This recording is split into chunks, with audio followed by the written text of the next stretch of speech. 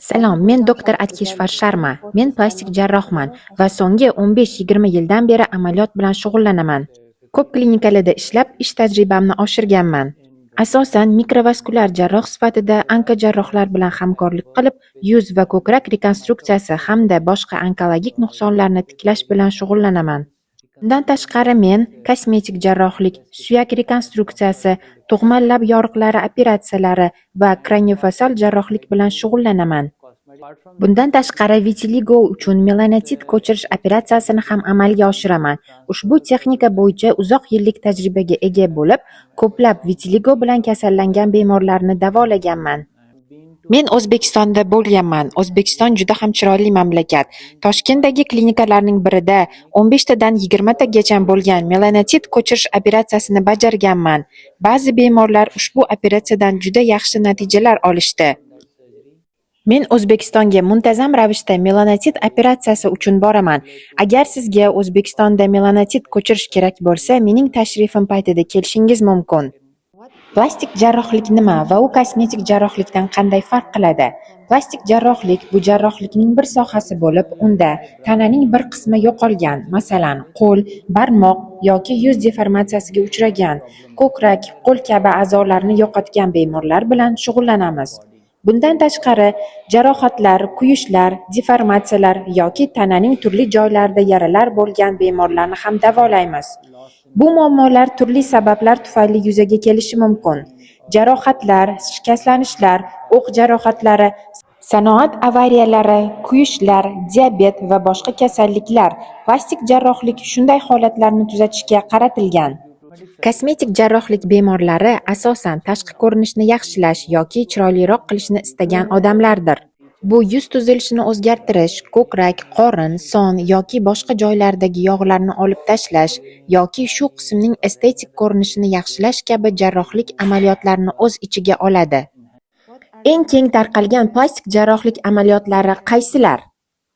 Plastik jarrohlik juda keng va maxsus yo'nalishlarga ega sohadir. Uning bir nechta turlari mavjud.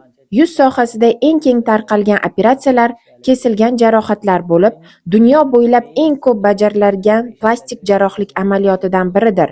Bundan tashqari, bosh va bo'yin sohasidagi onkologik rekonstruksiya ham muhim yo'nalishlardan biridir. Chunki bosh va bo'yin saratoni tobora ortib bormoqda. Increasing day by day. Vitiligo davosi qanday? Vitiligo davosi bosqichma-bosqich amalga oshiriladi. Dastlab kasallik faolligi kamayishi va to'xtashi uchun dori-darmonlar qo'llaniladi. Kasallik tinchlangandan so'ng kichik teri ko'chirmalari olinadi va ulardan melanotit ajratib olinadi. Keyin bu melanotitlar vitiligo ta'sir qilgan joylarga qo'llaniladi. Vitiligo belgilari terining rangi ochiqlasha boshlashi bilan namoyon bo'ladi. Asta-sekin oq dog'lar paydo bo'ladi va vaqt o'tishi bilan terining butun yuzasi oqarishi mumkin. Vitiligo odamdan odamga yuqadimi yoki u yuqumli emasmi? Vitiligo yuqumli kasallik emas, u odamdan odamga yuqmaydi. Not a contagious disease. It cannot be transferred from person to person. Vitiligo bilan yashovchilar melanotit transplantatsiyasini qildirishadimi?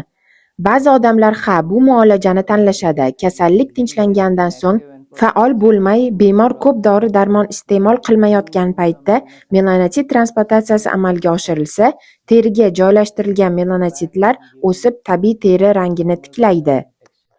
Melanotit transplantatsiyasi qancha vaqt davom etadi? Bu jarayon taxminan 1 soat, 1,5 soat davom etadi. 1 to 1.5 hours. Vitiligo davosida melanotit transplantatsiyasi qanchalik samarali?